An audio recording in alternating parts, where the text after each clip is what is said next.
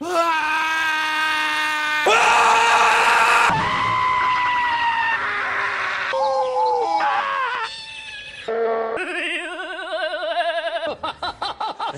where are my socks? Honey, where are my socks? Honey, where? Daddy, would you like some sausage? Daddy, would you like Fucker! You fucker! Hey, fucker! Oh! What the f? Hello again, everyone. This is Bionic Slime, back again with another installment of BS Reviews. I'm your online voice for reviews of your choice. Instead of continuing with the Dragon Ball movie review line, I decided to jump around a little and kind of go a little bit ahead and start reviewing the Dragon Ball Z movies. Lord knows there's so many as it is, 13 at Dragon Ball 4. I figured now would be a good time to get a little head start on it. I also feel that these movies were far better in terms of story and creativity and imagination. Don't rely too much on retreading old material like nearly all of the Dragon Ball movies did. And of course, the only way to start this list off is by starting off with the very first Dragon Ball Z movie, Dead Zone. Now, just for the record, before the review begins, I want to know that I'm reviewing this movie under the context of the Ocean Dub, which is the first company that dubbed Dragon Ball Z before Funimation took over. Why, you may ask? Well, because this is my really first exposure to Dragon Ball Z was with these three movies. I remember Moltar had a special 3-hour Dragon Ball Z Movie 3 event when he was still on the host of Cartoon Network on Toonami, and they had World's Strongest, Tree of Might, and Dead Zone, the first three Dragon Ball Z movies, back to back, and I remember very fondly how excellent those movies were and how much they kicked ass and how well they worked with the voices at the time. And I've seen some of the newer voices mixed with the current three movies, and it's just not the same for me, so I'm going to review it in that sense. So please understand, it's just a matter of personal preference, at least with these movies. All the others I have the original, it's a new voice cast, but for these I just like them the way they are as I remember them. Dragon Ball Z Dead Zone is brought to you by Funimation. It stars the vocal talents of Don Brown as Garlic Jr., Peter Kelamis as Goku, Saffron Henderson as Gohan, Scott McNeil as Piccolo, Terry Klassen as Krillin, and Ward Perry as Kami. The plot of Dead Zone. On the day that his grandfather came by to drop some books off for him, Gohan finds his grandfather Ox King attacked by three mysterious strangers as well as his mother Chi-Chi. They claim they want the object on Gohan's hat, which happens to be a Dragon Ball.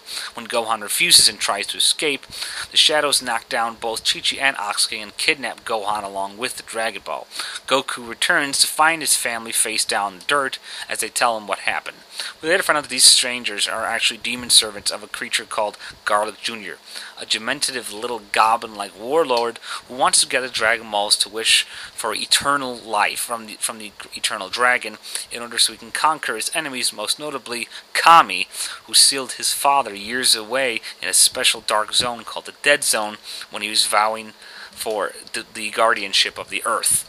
When Goku and Piccolo find out about this, they both head over to get revenge against Garlic Jr. and his henchmen to get Gohan back, and the battle for the Earth ensues. Review of the plot.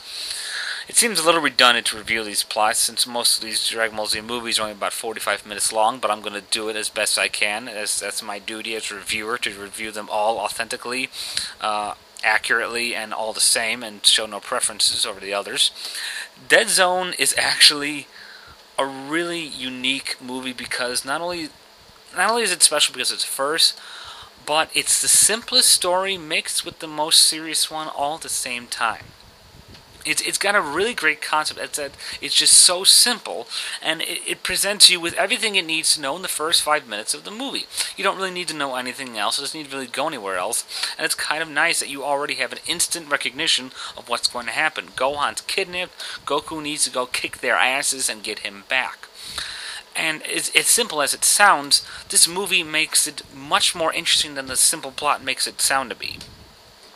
And I really like that because it's like kind of like in Donkey Kong with the old Mario game. The first 5 minutes of the game, you see Donkey Kong pick up the princess, go up to the ladder, and drop the barrels on the Mario. You already know what the plot is right then and there from that first few seconds of game footage. That's kind of the same thing here, and I kind of like that sense of simplicity with the Dragon Ball Z movie, especially for its first one. And I really like the idea that someone actually finally accomplished in wishing for eternal life from the Dragon Balls, because so many characters in Dragon Ball Z had wanted to wish for that, but never actually got it, so it was really neat to see how actually Garlic Jr. uses that in the movie, and he uses it quite well. Review of the characters. All the characters, again, are much like the plot here. They're simple, direct, and straight to the point. There's no dicking around, there's no bullshit around. They all go right to what they need to do, and they do it well. Goku is just great because he's actually in true badass form here. He's not as nice and humble as he was before because he's downright pissed that Gohan's kidnapped, and he makes very good use of that by showing his mad skills off in this movie. What I really thought was really unique about this film was that the henchmen were quite noticeably different than among other henchmen in other films. Nikki, Sancho, and Ginger are very weird and bizarre looking characters, yet we all had enough time in the film to learn about their individual personalities and just learn what they're really capable of. That's really unique and interesting because most Dragon Ball Z movies give you minor henchmen with very little interesting abilities or personalities, and they're just basically there to be cannon fodder. But here, we actually got to find out a little bit more about them and watch them a little longer than we used to. And I really liked that because you really got attached to these guys, and it made them far more, interesting than just minor characters who are killed off screen. Garlic Jr. is a very cool villain, and I love the fact that he's just basically born, built, breathing on revenge. It's all he cares about, all he thinks about, all he shits about.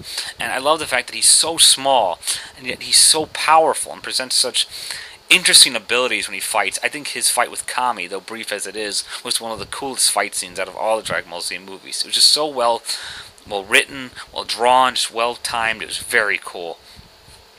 And by far, the fight scenes here are so much more interesting, mixing the old animation with the Japanese music and like that. I think it really went well here, particularly with Goku's fights with the two henchmen, Nikki and Ginger. Review on the animation and the music. As I said before, the animation here and the music was really good. Much like the Sleeping Princess Devil's Castle, this is a very dark, ominous kind of gargoyle, blood red, gothic kind of look to it. The animation on the creatures in the castle, particularly in the Dead Zone when it finally shows up, when Garlic Jr. uses it, it has some really nice coloring scheme there, and I thought that was a very nice touch for the first Dragon Ball Z movie to get such vivid color and make it all very dark and creepy, much like the Sleeping Princess Devil's Castle. It's very similar to that, but done at a much more epic scale and much more effectively, I thought. I really love the original Japanese music here, especially when you see Nikki, Sancho, and Ginger first appearing and attacking Chi-Chi. It's just got such a great sound to it, and I just thought Gohan's little drunk apple dinosaur scene is hilarious. If you don't know what the hell I'm talking about, then by all means, just see the movie for that sequence, because it's pretty freaking weird and funny.